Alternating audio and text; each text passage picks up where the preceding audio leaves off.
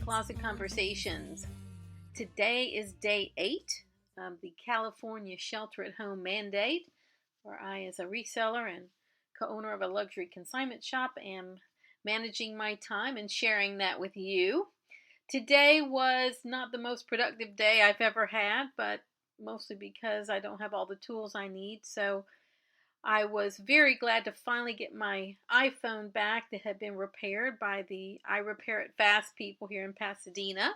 They're located just across the street from our consignment shop on Green Street, and they did a great job. And they got me up and running, and the price was really good, and they gave me a good deal because they know the sitch. So I'm back up and running with my telephone, my cell phone. So now I have been able to reschedule the podcast I was going to record yesterday for Monday. So that's set. And I'm able to just feel normal again. So I was sharing my Poshmark closet today on my cell phone on the app, and I put every single piece but maybe a few things on sale today for the Poshmark closet clear out. So I had one sale for $19 out of 1,100 pieces of inventory. Nice. So far. So I sold one really old piece of merch. It's so cute, but I was really happy to get rid of this jacket and move it along, and had some low offers, just low, super low on things. And honestly, I don't mind a low offer on something that I'm willing to let go for low offer, but certain things just, not having it. So I'm holding out for more. So we'll see. So yeah, I was happy to get that taken care of. I watched today a few more, another part of an episode for this Self-Made series on Netflix with, I think, Octavia Spencer. Super awesome. Of course, her character has my same name, Walker, Madam C.J. Walker.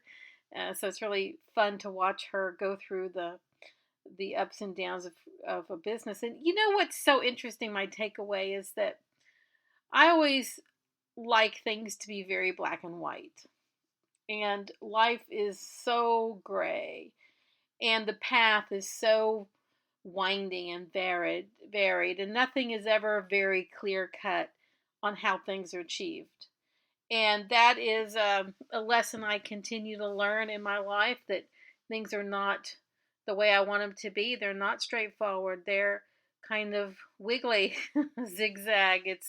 It's all kind of convoluted and kind of messy, actually, how things happen and how they get done, and life, kind of winds around. And this story, this self-made story, shows a lot of the behind the scenes and all of the intricacies of growing a business, and all the dynamics, not just the dynamics of husband and wife or male female, but it's women, African American women, at a time when even African American men didn't have any status. And so all these different things are going on behind the scenes in this Netflix series, and all the dynamics between the competition and mothers and daughters, and mothers and husbands and wives and friends, and it's, oh gosh, it's really pretty good.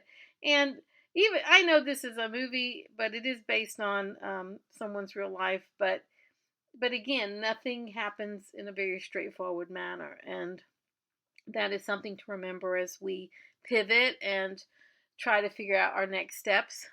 Speaking of which, next steps, I had mentioned to you this gentleman, Neil Abramson, who had produced this video for the trade association called NARTS.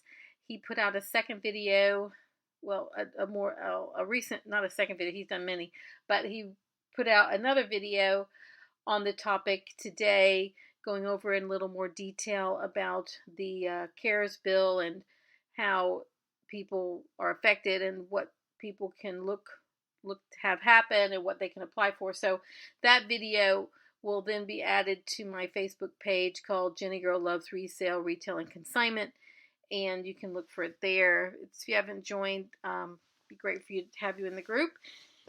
And yeah, he went over some more things today about the bill that are really interesting, and it's very detailed. And what I can understand, they have more things to add. So there's more and more things trying to be hashed out. And I think that's really important. So I checked that out today. I also started the draft letter to our landlord for Walker Viden Luxury Consignment. So we have a number of things that we want to say to him. and, and we've decided that the most prudent thing to do is to do this before rent is due on the 1st. So we're drafting a letter. I drafted it today. We'll fine tune it tomorrow and get that out to him so that we can begin a discussion with our landlord about our situation. We've put it in writing. We feel that the prudent thing to do is start the discussion.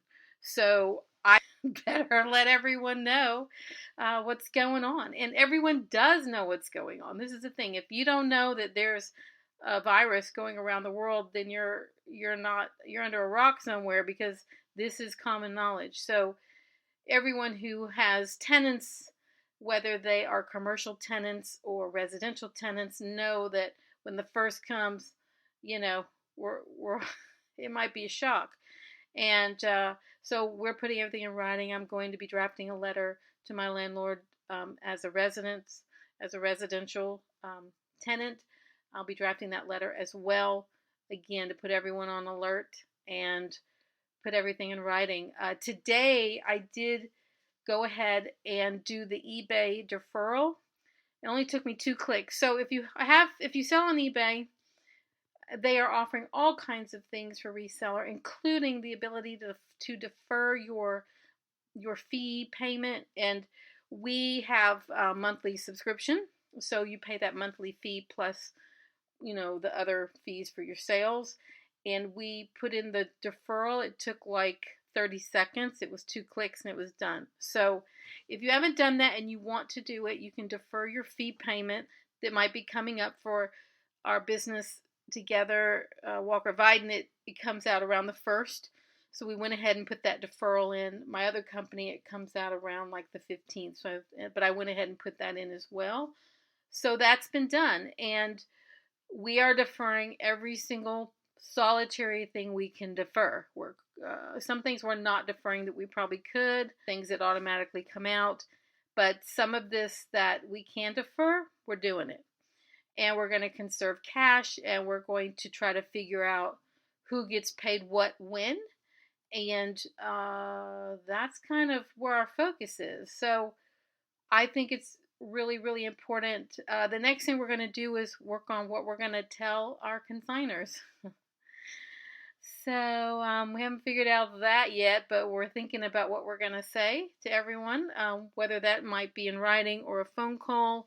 Not sure how we're going to do it, but could be some of both, could be both, some of both, or one or the other, to alert them to the situation as well, which I'm sure they're aware of, but they may not have put 2 and 2 together, that shutting down a business might equal a consignment payout that wasn't on time. So that is something we're being mindful of as well. Today, I also went to the post office, and again, there were people there, so I just walked to the corner, dropped my packages, and walked out to minimize contact around people. And I did, after I got my phone fixed this afternoon, I did not go anywhere, but I did drive around the block just to have the feel of the road, Wow, this is really disorienting, not going out. And I'm dealing with it. Not the end of the world by any means, but it's very uncomfortable if if you feel like, yeah, it's very uncomfortable. So it's not the end of the world, but it's something to get used to. So yeah. So did that today. I had my phone till the late afternoon. I was working on cleaning again. This time I don't know why I decided to I just went into the kitchen, but under the kitchen cabinet, pulled everything out. I mean, everything out, washed it down, wiped it down, did everything. And then, how you like set everything back in perfectly. So I did that. threw out old sponges and I consolidated things and threw away boxes and really got that organized underneath, washed down all the cabinetry and things like that. And then I started what you call scrubbing on the stove. So I did more cleaning, and you know, I got a fairly large apartment, so there's a lot I could be doing. But it's interesting that because I couldn't work on my other stuff, I'm like, well, what do I do with myself? And I feel like I just, there's something in the being active, even if it's mindless, that's very helpful to not be diving down the rabbit hole, which is CNN.com and everything that's going on. I did listen to Governor Cuomo. I saw his video online today of the update in New York, and I'm very interested of what's happening in New York. I have many friends there, and I lived there for 16 years, and it's just incredible to see an old city going through what they're doing. And I think it's important also, even if I hadn't lived there or had friends there, that to be mindful of what is happening there, because California is going to be next. So yeah, it's something else. So what else today? The other thing I did today was did some prepping for the Poshmark Posh and Coffee virtual event that's going to be the next 4 Saturdays, and I am hosting one. There is an event page on Facebook. They start 10 a.m. to 10:40 p.m. Pacific time, and that is yeah. Oh, that's kind of interesting. I'm just reading this as I'm talking to you, and it really doesn't say Pacific time, but that's what mine's going to be, Pacific time. And I guess it's the same time in each time zone. So I'm doing that and just prepping for that. I created my Zoom account the other day, and now I'm just reading through the topics, and I did a posting on Poshmark of the event to let people know about it as well. I have about six to 10 people who've expressed interest. Doesn't mean they'll show up, but they said they'll be there. I just hope at least one person's there. That would be good. And these are really great because I hosted the Posh and Sip events at the Starbucks that they did last year, and they were fun, and it was really cool to get people together.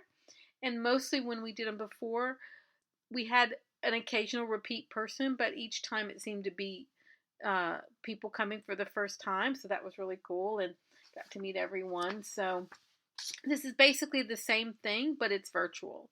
So what I'm supposed to do is have my coffee ready, and, which in my case will be tea since I don't drink coffee, and I'll have to get on early because I want to make sure I do it right, and hopefully it'll work. And, yeah, I meant to test it out today, but honestly, I forgot to do it. So I'm just going to have fingers crossed that I can figure this out tomorrow and go from there. So yeah, so did a little bit of work on the Walker Viden taxes. The bookkeeper sent me things that she sent me her I have no idea what this is list.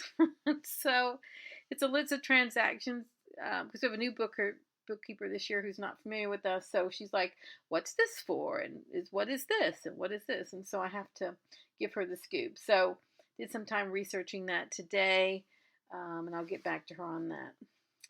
And that's kind of my day.